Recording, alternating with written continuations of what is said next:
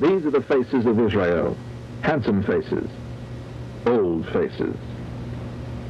Faces aglow with the promise of tomorrow, bright with the excitement of today. Freckled faces and wrinkled faces. Faces that mirror love and beauty. And faces that mirror concern for the future of this new frontier.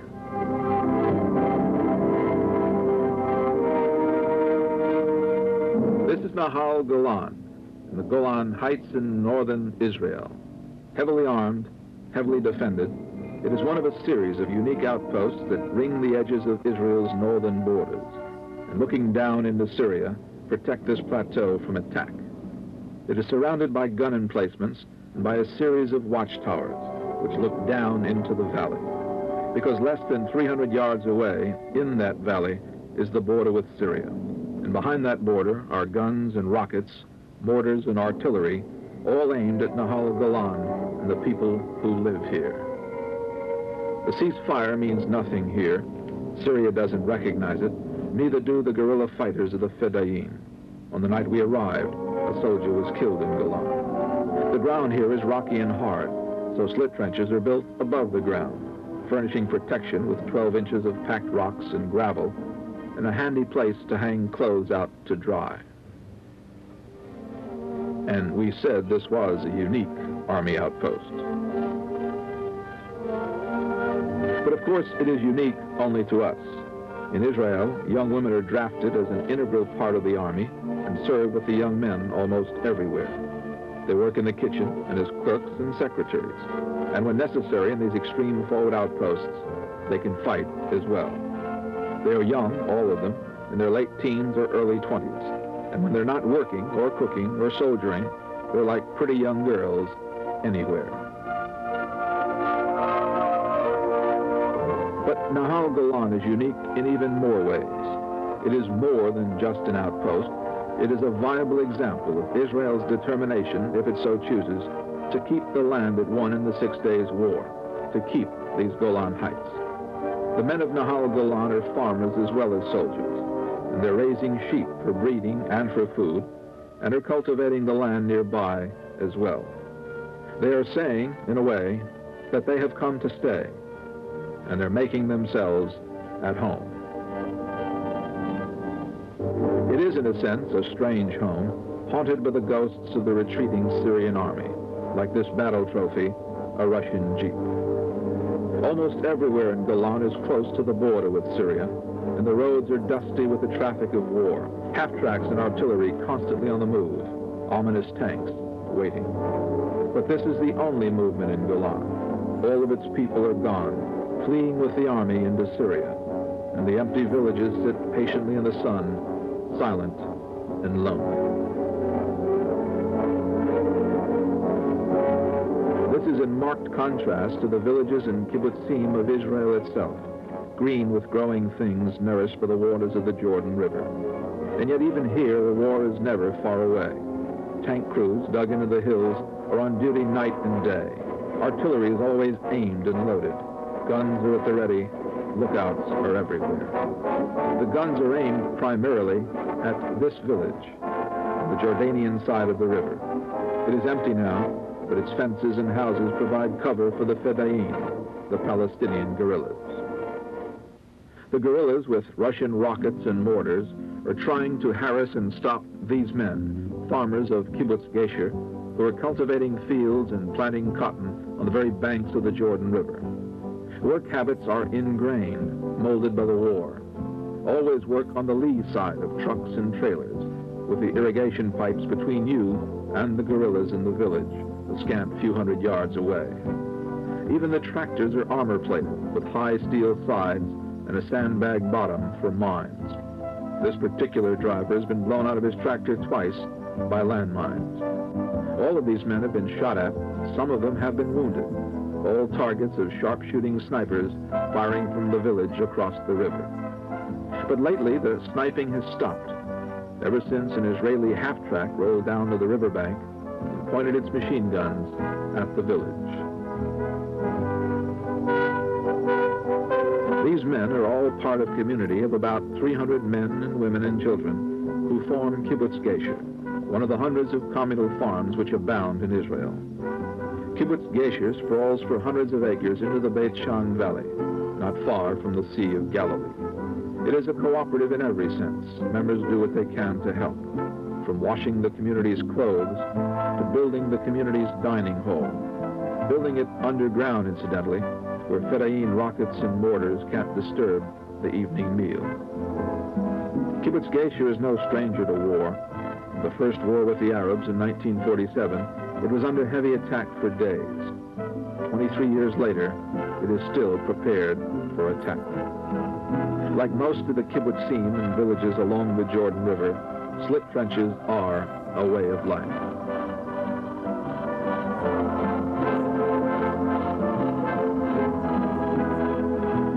Any culvert along the highway is advertised as a shelter, and watchtowers are manned day and night.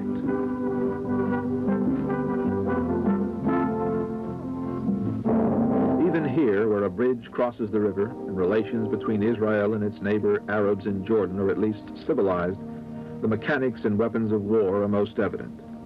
This is the Allenby Bridge, which in some ways has replaced the Mandelbaum Gate as the checkpoint and traffic center between Israel and Jordan. This is not the Allenby Bridge, of course. The original bridge of concrete and steel was blown up by Israeli bombers during the Six-Day War to cut off the retreat of the Arab Legion. This is merely a Bailey Bridge thrown up by Army engineers, but it serves the purpose. It may be some time before the original bridge is rebuilt. In the meantime, tourists cross from Jordan into Israel, never the other way, and residents of the occupied West Bank can visit their relatives in Jordan and return.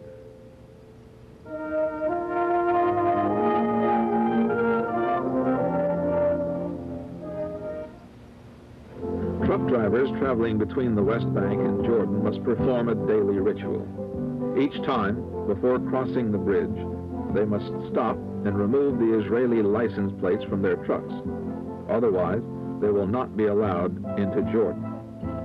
Conversely, once they cross into Israel, they must put on the special West Bank Israeli plates.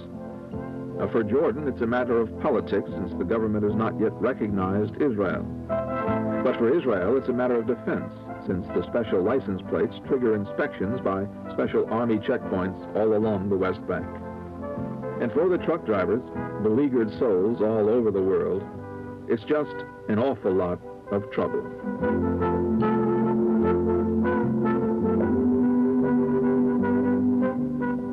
But of course, merely changing a license plate isn't enough to pass a Jordanian truck into Israel. Before these trucks and their goods are allowed into the country, they go through what has to be the toughest customs inspection in the world.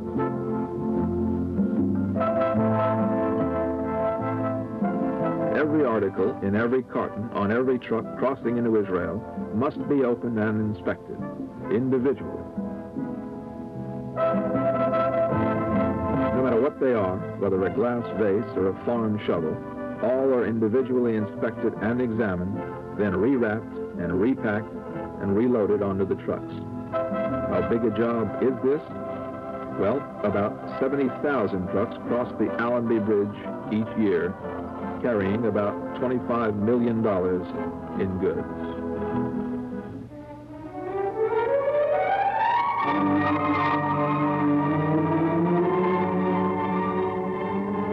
This is Jerusalem, the Golden City, the Holy City, a city sacred to three great faiths. And yet in the name of those faiths, men have fought and bled and died for this city almost since its very beginning. The Romans, the Saracens, the Crusaders, all have fought their holy wars over Jerusalem. Now it is the time of the Arab and the Jew. For the Jews of Israel, indeed for the Jews of all the world, this is the focus of their faith, their St. Peter's, their Mecca, their holy place. This is the wall. It's the Western Wall, the last remaining remnant of King Solomon's temple complex, destroyed by the Romans centuries ago. Until the Six-Day War, it had been denied to the Jews. It was in that part of the city ruled by Jordan. Now, however, with all of Jerusalem and the West Bank in Israeli hands, Jews come from all over the world to pray at the wall, to give thanks, to ask help, or just to tell their troubles.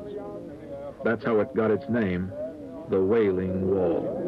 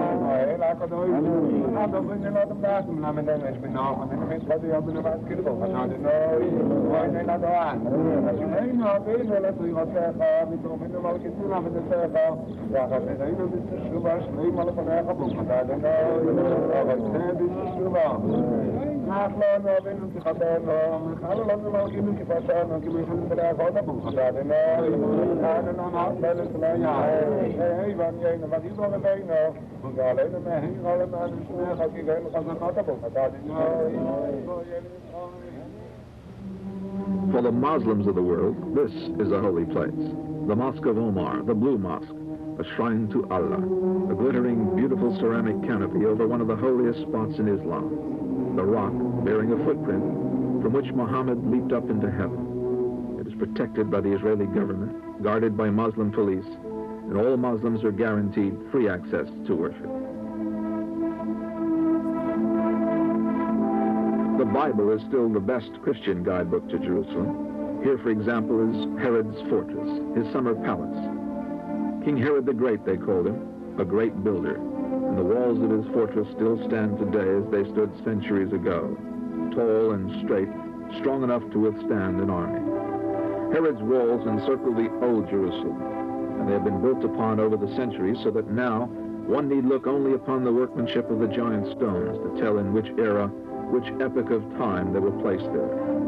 And thus the wall becomes a Rosetta Stone of time, linking each era with what has gone before, and taking us back almost to the very beginning.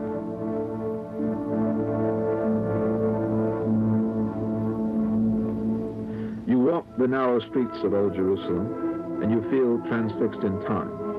This is how it must have been centuries ago.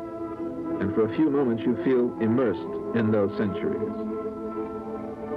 until the present intrudes.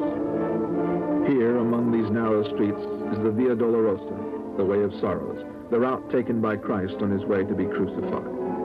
And at the end, the Church of the Holy Sepulchre, a double-domed basilica marking the place where Christ died and was buried.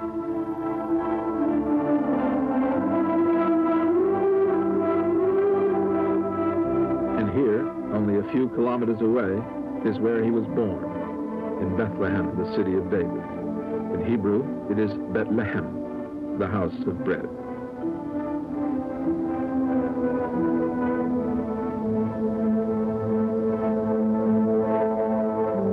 Bethlehem is primarily an Arab city. Before the Six-Day War, was a part of Jordan. Its Church of the Nativity is always open to members of all Christian faiths. And this is the town where Christ lived for 30 years, Nazareth. And over the place where stood the carpenter shop of Joseph, where Christ lived, has been constructed a huge marble church in the Italian style.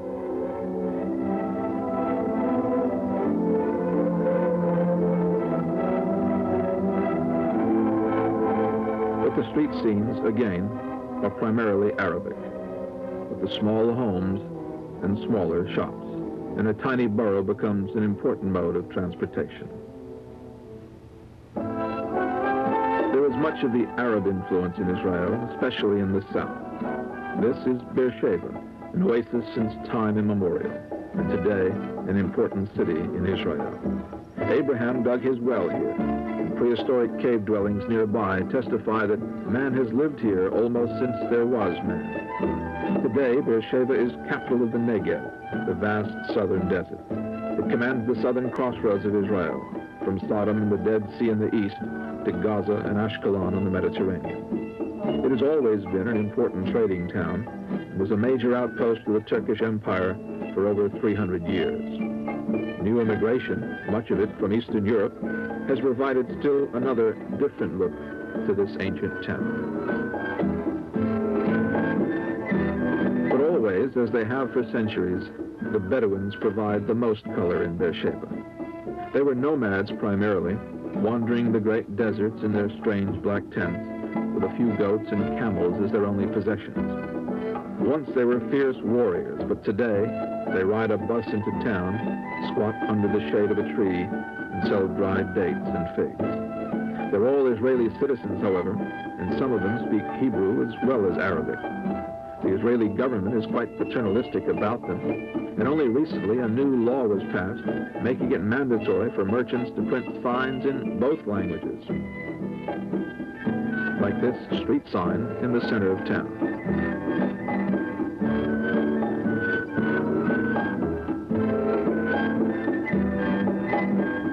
Many of the older Bedouins resist the urbanization of their lives and stay with their tents in the hills. And while the women tend the goats and do most of the work, the men sit and talk and make strong, bitter black coffee for their guests.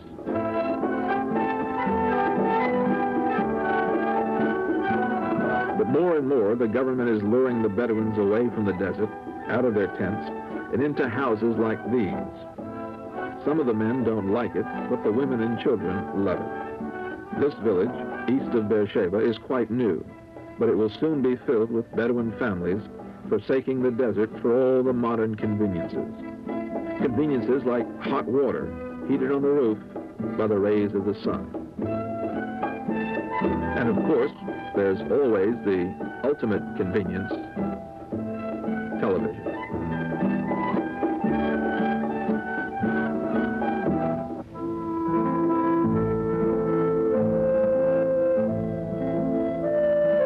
Scenes like this someday may be a thing of the past on the Negev.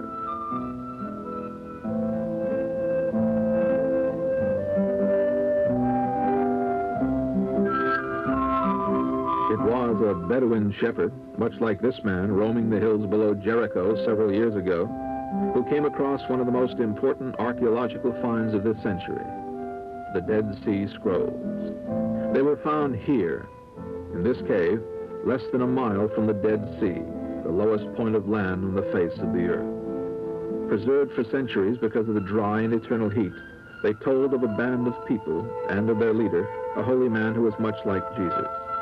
The scrolls were hidden in the cave, probably to protect them from Roman legions, who had conquered Palestine in the 1st century BC. And yet, here at Qumran, where they lived, excavations indicate that people settled here as much as 800 years before the coming of Christ. Archaeologists have uncovered and restored much of the community as it was then. The scrolls, 7 of them, are kept here in a special building called the Shrine of the Book in the Israel Museum in Jerusalem. It's a new building, striking in design, different certainly, with a uniqueness and ruggedness that has come to symbolize Israeli architecture. The entrance is low and dark, suggesting the cave from which the scrolls came. And inside, everything centers upon the scrolls themselves. These are the rules of life, written down on this parchment over 2,000 years ago on the shores of the Dead Sea in the land of Judah. And nearby, rambling for acres in the center of Jerusalem, is one of the most beautiful gardens in the world. The Billy Rose Garden of Sculpture, named for Broadway's Billy Rose, an American Jew who left to Israel his priceless collection of modern sculpture. And the setting is worthy of the gift. It was designed by Osamu Noguchi, the world-famous Japanese landscape architect. From here, you can see most of New Jerusalem and all of the strange, exciting, brilliant pieces of the Rose collection.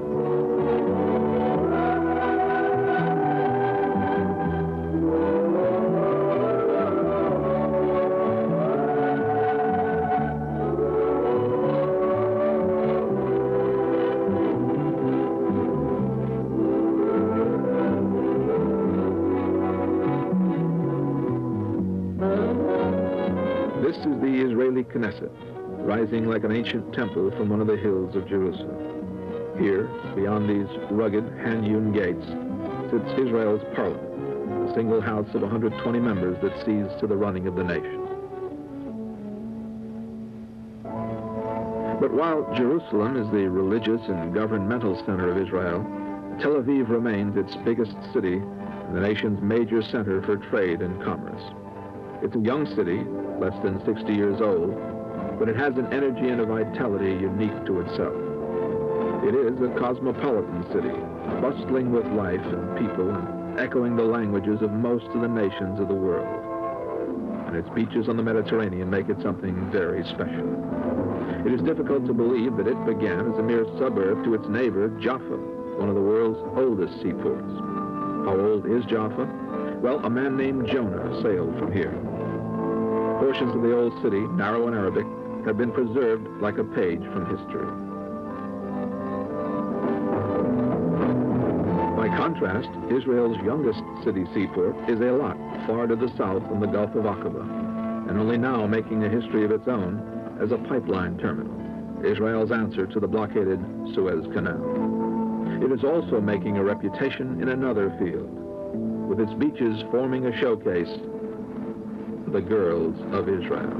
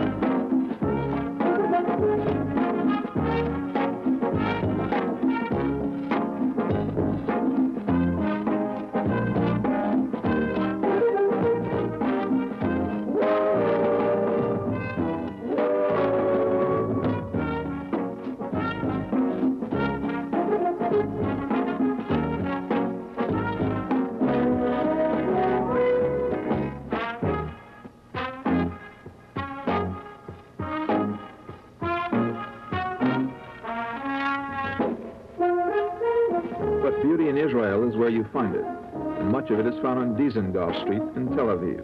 The Israeli Sunset Strip and Times Square rolled into one.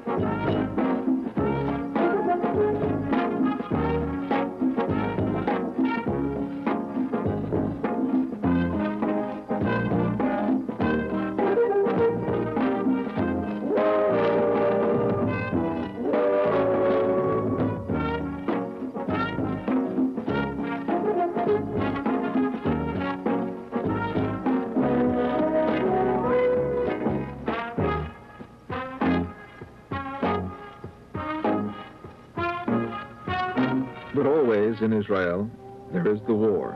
Even in Tel Aviv, far from any frontier, it is imminent and pressing. Now this child is lucky. He knows shooting only from the cowboys on the movie posters, and cruelty perhaps not at all.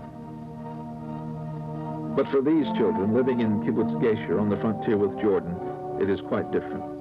Oh, they are happy and they have fun, and they play most of the day with great homemade toys that stretch their imagination and test their tiny muscles. They are children of the world, really, immigrants from Europe, from Asia, some even from America. And they are like children anywhere, bright and eager, with a daring that comes from innocence and a zest for life that comes from God himself. But in their play, they are never more than a few steps from this doorway, the doorway to shelter number 11. It is their shelter. It is their place to go. It is where they run when the bullets and the rockets begin to fall on Kibbutz Gesher. It is where they spend every night of their young lives, sleeping with the other children of the kibbutz under 20 feet of earth and rock and concrete, safe even from a direct hit. But it is for children only. Mothers, fathers bring their children shortly after dark, tuck them into bed, and then they must leave. They must walk away and leave their children. Of course, the children are looked after. There is a nurse who spends the night, who brings water, who soothes with a song, who quiets tiny fears. But it's not the same. It's not the next room. It's not just down the hall. It's 100 yards away and 20 feet underground. But to these people, it's part of living in this land of Israel. It is what they must do. A father hugs his child and tells her a short bedtime story. A baby sucks his thumb. Two young girls play on a bed. And the politics, the power plays, the rhetoric, and the bombast have no place here. The hatreds and the slogans of war are lost on these people. They are farmers or carpenters or whatever, people who want no more out of life than a place to work and to live, to raise their children in freedom. For most of them, much of their lives have been spent running from war or hatred. In Israel, they have found a place to stop running. And if need be, they have found this place, 20 feet under the ground. And this, somehow, is what Israel is all about. People who have stopped running.